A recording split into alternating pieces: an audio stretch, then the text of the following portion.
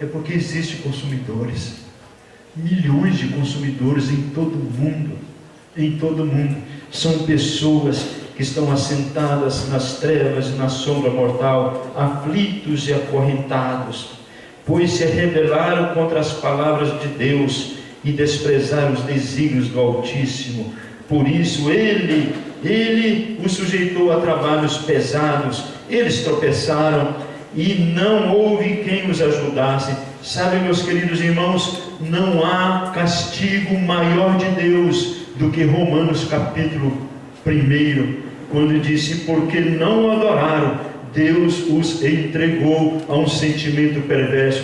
Deus os entregou a si mesmo. Entregar o homem a si mesmo é ver as loucuras que o homem pode fazer, porque nada de bom procede do coração do homem. Só mal, e os governos que aí estão experimentaram isso. Tinha um projeto aparentemente lindo, tinha um projeto que poderia resolver alguma situação, mas não contaram com a maldade do coração humano, dos homens que não conseguem ver as coisas dos outros. Se apoderaram e destruíram uma nação inteira, porque o coração do homem é mau.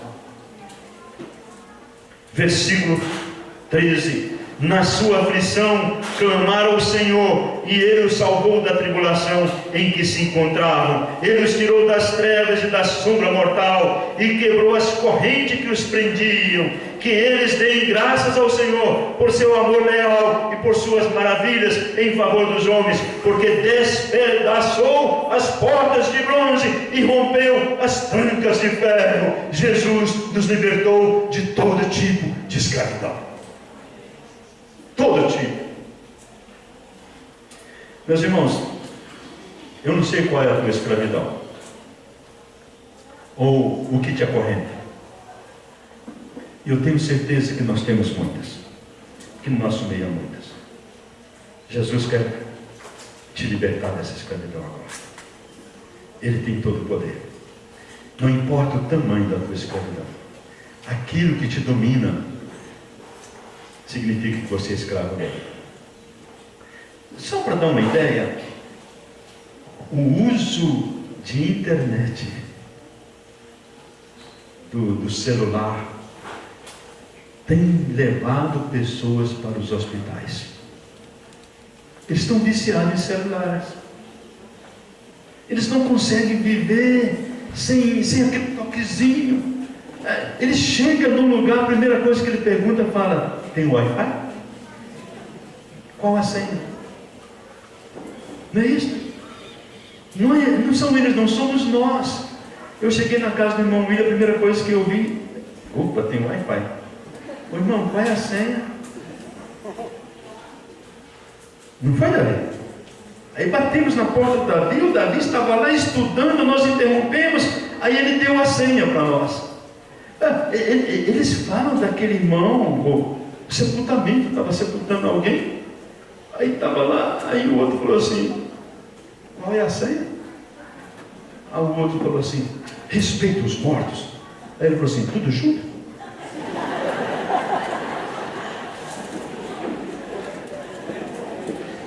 Quem riu mais foram os jovens, porque ele entende disso. Nós velhos ficamos falando assim: o que ele está falando? Pergunta para eles. Mas isso se transformou em vício. Tem vício da comida, tem vício da internet, isso nos escraviza. Tem vício do trabalho, tem vício do dinheiro, tem vício das férias, isso nos escraviza. Tem vício da imoralidade, da pornografia. Hoje os conselheiros matrimoniais não perguntam mais para os homens se eles olham pornografia. Eles não perguntam mais. Sabe qual é a pergunta? É o quanto você está olhando, porque eles já têm certeza que você olha. E sabe, irmãos, aonde é isso? Nas igrejas. Eu estou falando nas igrejas. Escravizados. Eu estou falando de missionários. O irmão Walter Alexandre, ele fala disso. de alguém no passado, quando ele era pequeno, o missionário dormiu no quarto dele, e aí o missionário saiu e olhou as coisas do missionário e ele encontrou pornografia. Isso há 50 anos atrás. Imagina hoje que no celular tem. Sabe, tem índios e anomames, índios de outras tribos, isso é um problema sério que nós estamos levando para a Polícia Federal. Tem um irmão que está desesperado com isso, perguntando o que vamos fazer.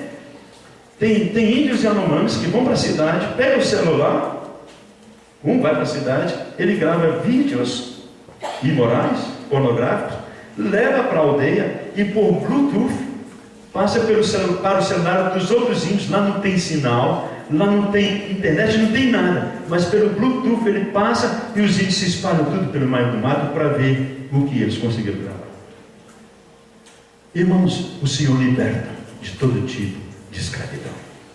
Jesus Cristo é o nosso libertador. Amém? Vamos para o terceiro e último ponto. Cristo, o modelo do herói conquistador. Meus irmãos, Cristo é o vitorioso.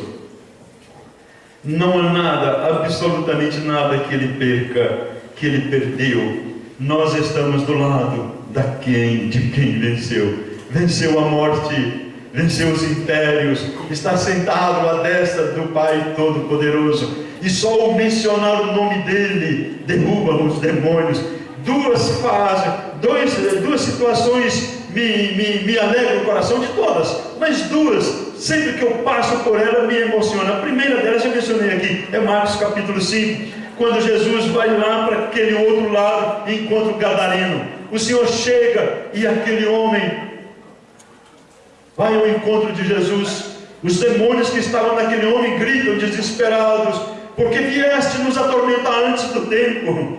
Olha a palavra que eles falam: nos atormentar antes do tempo. Sim, porque é tormento para eles mesmos. Porque para onde é que o Senhor vai mandá-los? Para as trevas, de onde eles nunca deveriam ter saído, aqueles demônios. E o Senhor pergunta: quantos são? Quem são? E eles falam: somos legião, porque somos muitos. E eram muitos, mas o Senhor diz: sai deles. E sabe o que eles fizeram? Saíram, porque não podem resistir à palavra de Jesus, o vitorioso. Jesus é o vitorioso. E todos eles foram e entraram nos porcos, e os porcos lançaram no despenhadeiro, morreram todos.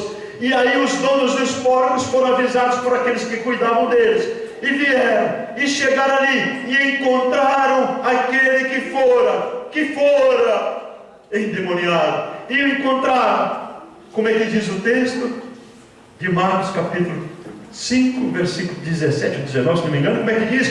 E o encontraram assentado, vestido, em perfeito juízo, e o qual mais importante? Conversando com Jesus. Assentado, vestido, em perfeito juízo. Vai depender um pouco das versões. E em comunhão com Jesus. Assentado, ele andava nu, ele arrancava as roupas, e ele não pode viver em sociedade assim. Perdoe-me, eu estou confundindo aqui. Primeiro, assentado. Assentado fala de paz de espírito. Assentado fala de ter domínio da vida. No ano da morte do rei Uzias, eu vi o Senhor, aonde? Assentado em um alto sublime trono. Assentado, quando alguém está sentado, é porque ele tem domínio da situação, ele está tranquilo. Aquele que se feria, aquele que se machucava, agora estava assentado. Aí depois diz vestido, ele foi reintegrado à sociedade. Ele poderia andar dentro da sociedade, bem vestido. A sua qualidade de expulso da sociedade foi resolvida porque ele encontrou com Jesus. Ele volta para Jesus. E quantas histórias lindas nós temos escutado a esse respeito, de homens que antigamente eram beberrões, eram ladrões, eram adúlteros, eram imorais, e foram completamente transformados e voltavam para o centro da sociedade. E eles falavam: eu era, mas não sou mais, agora eu sou transformado por Cristo Jesus. E diz o texto: em perfeito juízo. Em perfeito juízo, a cabeça no lugar. Meus irmãos, a minha esposa fala com muita propriedade: todo crente é inteligente. Primeiro porque aceitou Jesus. Seria estupidez se não aceitasse, se continuasse como estava. Mas todo crente tem a mente de Cristo. Pode imaginar isso? Tem a mente de Cristo. Se você tem a mente de Cristo, e Salmos diz que a palavra do Senhor é lâmpada para os nossos pés e luz para o nosso caminho. Salmo 119, versículo 99 diz: tenho mais sabedoria do que os meus mestres, porque observo as tuas leis. Perfeito juízo, a cabeça no lugar, o pensamento no lugar. E nós vivemos dias de tantas loucuras. Oh, meus queridos irmãos, Jesus é o vitorioso em todo sentido. E finalmente, estava em comunhão com Jesus. Esta situação me alegra. Ela é simplesmente fantástica. Mas tem uma outra que fala de Jesus vitorioso quando vão prendê-lo. E Jesus se aproxima, vem a todo mundo ali, Jesus não foge, Jesus vai ao encontro deles, e Jesus se aproxima e fala: a quem vocês procuram? Não disse quem era, só diz: a quem vocês procuram? Eles caíram por terra, todos caíram por terra. Depois eles ficam em pé e vão lá prender Jesus. Pedro puxa da espada, corta a orelha daquele servo, e Jesus fala assim: Pedro, envia a tua espada.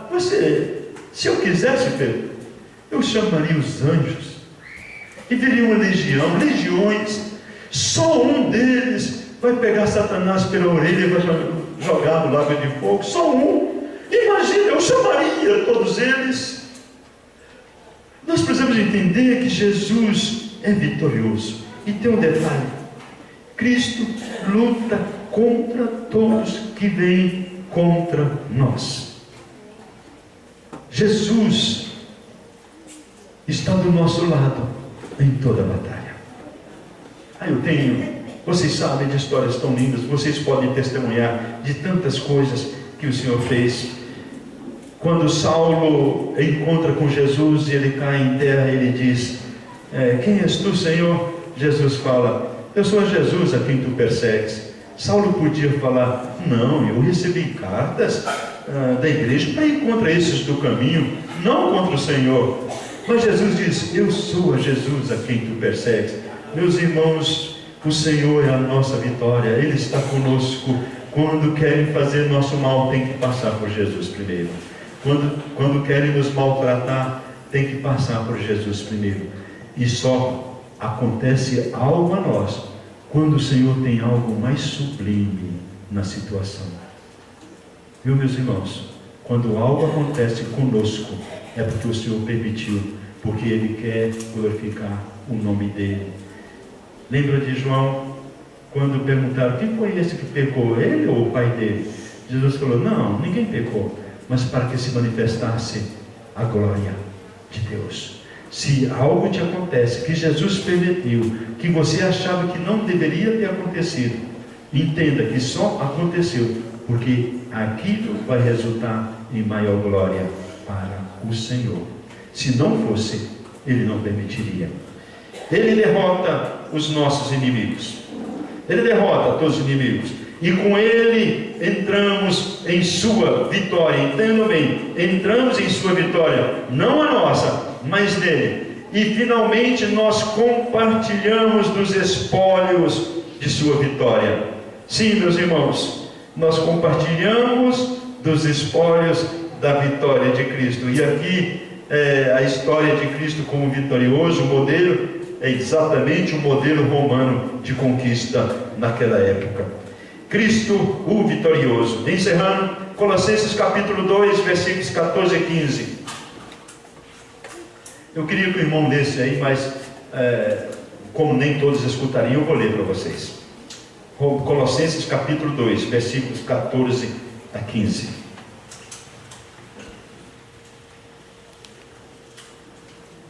E tendo despojado os poderes e as autoridades, fez deles um espetáculo público, triunfando sobre eles na cruz. E tendo despojado, o Senhor tirou todo o poder dos poderosos e das autoridades, e fez deles um espetáculo público, triunfando sobre eles na cruz. A cruz para muitos é lugar de derrota de Cristo, mas é exatamente o contrário, irmãos. Foi na cruz que Ele conquistou toda a vitória, e lá na cruz Cristo triunfou sobre eles. Lá na cruz Cristo marcou para toda a eternidade, passada e futura, o triunfo vitorioso, e triunfou sobre todos eles na cruz. Cristo sim é o vitorioso, e nós entendemos disso, e Ele pode nos dar a vitória. Lembra de Salmo 17, a história de Davi? Davi contra o gigante, contra aquele monstro que tinha quase 3 metros de altura, para um homem tão pequenininho, tão franzino, e Davi destrói aquele Golias de uma maneira fantástica, e tem muitas lições aqui a respeito disso. Meus amados irmãos, Cristo é vitorioso, totalmente vitorioso. Eu quero encerrar só fazendo um resumo. Primeiro, modelo judicial. Nós temos um advogado diante de Deus.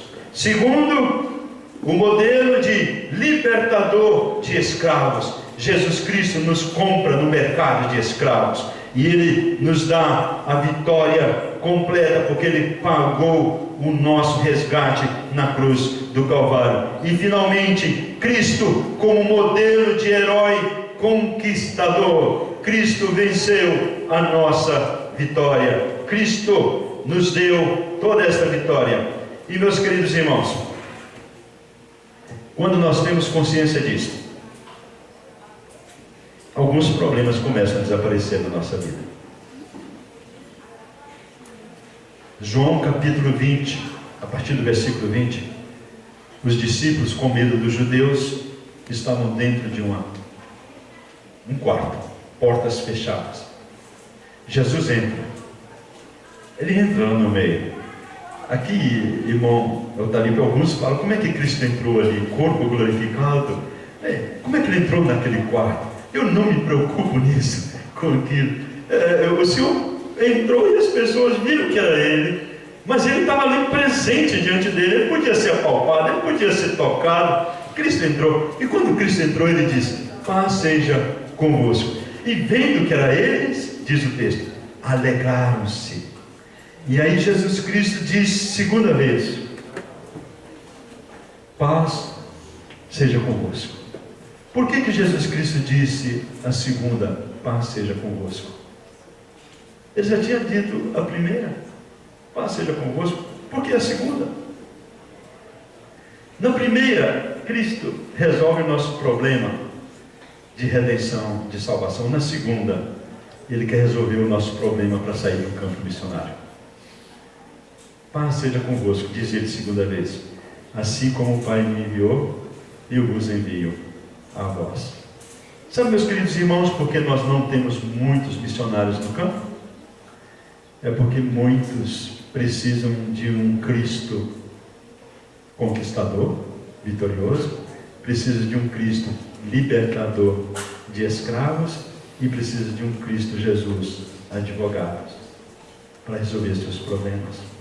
Não é que nós, missionários, e todos que são obreiros aqui sabem disso, não é que nós não tenhamos problemas, mas é que de uma certa forma resolvemos esses aspectos na nossa vida. Eu queria que Deus abençoasse seu coração hoje, e de alguma maneira conhecesse a Cristo como Ele verdadeiramente o é. Que Deus, na sua infinita graça, alcance os nossos corações. Amém?